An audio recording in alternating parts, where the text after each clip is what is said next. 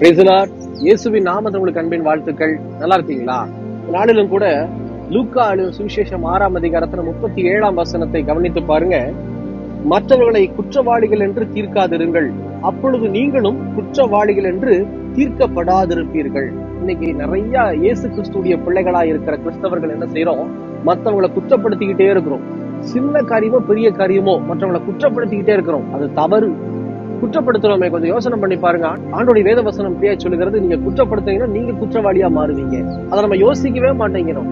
நீ முதல்ல செஞ்சையா, நீ முதல்ல மாறுனியா, நீ முதல்ல பேசுனியா அப்படின்னு சொல்லி கையை நீட்டி நீட்டி நீனே சொல்றமே தவிர நம்மை நாமே சீர்திருத்திக் கொள்ளுகிறோமா? யோசனை பண்ணி பாருங்க. இன்னைக்கு நிறைய இயேசு கிறிஸ்துடைய பிள்ளைகளாய் காட்சியளிக்கிற கிறிஸ்தவர்கள் என்ன செய்யறோம் தெரியுமா? குற்றப்படுத்திக்கிட்டே இருக்கிறோம். மற்றவங்களை எப்ப பார்த்தாலும் குற்றப்படுத்திட்டு இருக்கிறோம். தப்பு.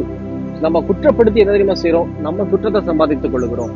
குற்றப்படுத்துறது என்ன தெரியுமா? சின்னதோ பெருதோ, சிறிய காரியத்திலும் சரி பெரிய காரியத்திலும் சரி குற்றப்படுத்திக்கிட்டே இருக்கிறோம். நீ செஞ்சையா, நீ பேசுனியா, எடுத்த உடனே இந்த வார்த்தையை கேட்கும் போது இயேசு கிறிஸ்து எவ்வளவு கஷ்டப்படுவார்னு யோசனை பண்ணி பார்த்திருக்கிறீங்களா? நம்மை நாமே குற்றப்படுத்திக் கொண்டிருக்கிறோம், வேற யாரையும் இல்ல. நீ செஞ்சையா, நீ பேசுனியா, நீ எதாச்சும் எடுத்தியா, எப்ப பார்த்தாலும் நம்மை நாமே திருத்திக் கொள்ளலாம். ஒருவேளை நான் ஒண்ணு கேட்கிறேன், நீன்னு சொல்லி கேட்கிறோம்ல மற்றவங்களை பார்த்து, அவங்க பரலோகத்துக்குள்ள போகல, இயேசு கிறிஸ்துடைய வருகையில அவங்க கடந்து வரல அப்படின்னா நாமும் அவங்களோட இருந்துக்கலாமா? அப்ப மட்டும் ஆண்டவரே என்னை கூட்டிட்டு போங்கப்பா, என்னை பரலோகத்துக்குள்ள பிரவேசிக்க செய்யுங்க ஆண்டவரேன்னு சொல்லி வேண்டுறோமே. அப்பா இந்த நேரத்துல மட்டும் அவங்கள பாக்குறது இல்ல, மற்ற காரியத்தை பார்க்கிறோம், நன்மையானதை பார்க்கிறோமே. அப்படிதான் எல்லாவற்றிலும் நன்மையானதை பாருங்க. மற்றவங்களை முதல்ல குற்றப்படுத்தாதீங்க. நிறைய யூடியூபர்ஸ் உடைய காரியங்களை நான் பார்க்கும்போது ஆரம்ப நாட்கள்ல, என்னுடைய ஆவிக்குரிய ஆரம்ப நாட்கள்ல குற்றப்படுத்திட்டே இருப்பேன். ஏன்னா இவங்க இப்படி பண்றாங்க அப்படி பண்றாங்கன்னு சொல்லி கொஞ்சம் கொஞ்சமா ஒரு சின்ன சின்ன இன்டர்வியூஸ் எப்பப்போ எப்பவாவது நான் கேட்பது உண்டு, அவங்களுடைய லைஃப் ஹிஸ்டரி பத்தி. அதை கேட்கும் போது ஆண்டவர்ட்ட மன்னிப்பு கேட்பேன்.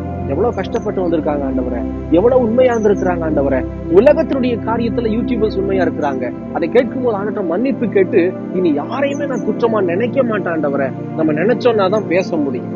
உள்ளத்தின் நிறைவு வாய் பேசும் பிரியமான சொன்னவன். அப்போ யார குறித்து உங்களுக்கு எதுவுமே உண்மையா தெரியல அப்படின்னா தயவு செஞ்சு குற்றமா நினைக்காதீங்க, குற்றப்படுத்தி பேசாதீங்க. ஏன்னா நாம் குற்றவாளியாக்கப்படுகிறோம். நம்முடைய ஆசீர்வாதங்கள் தடையா இருக்கிறது. அதுக்கும் மேல கர்த்தருடைய வருகையில நாம் எதிர்த்து நிற்க முடியாது. இயேசு கிறிஸ்துவை நாம் எதிர்கொள்ள முடியாது. பிரியமான சொன்னமே, நீ குற்றப்படுத்த மாட்டேன், இந்த குற்றமான இருதயம் எனக்கு வேணாம் ஆண்டவரை சொல்லி கொடுக்குறீங்களா? கண்களை மூடி எங்களை நேசிக்கிற நல்ல ஆண்டவரே, இந்த வேலைக்காக ஸ்தோத்திரம் ஸ்தோத்திர ராஜா. இதோ இந்த அருமையான நாளிலும் ஆண்டவரே, மற்றவர்களை குற்றப்படுத்துகிற எண்ணம் எங்களுக்குள்ள வேணாம்ப்பா, மற்றவர்களை குற்றப்படுத்துகிற பேச்சு எங்களுக்குள்ள வேணாம் ஆண்டவரே. தகப்பனே, உடைய வருகையில நாங்க காணப்பட உண்மை போல வாழ எங்களை அர்ப்பணிக்கிற பிள்ளைகளை நோக்கி பார்த்து ஆசீர்வதித்து தொட்டு பலப்படுத்துவீராக. தொடர்ந்து ஆசீர்வதியும் இயேசுவின் நாமத்தில் பிதாவே, ஆமென் ஆமென். தொடர்ந்து ஜெபம் பண்ணுங்க, எங்களுக்காகவும் ஜெபித்துக் கொள்ளுங்கள். கர்த்தர் உங்களை ஆசீர்வதிப்பாராக. God bless you.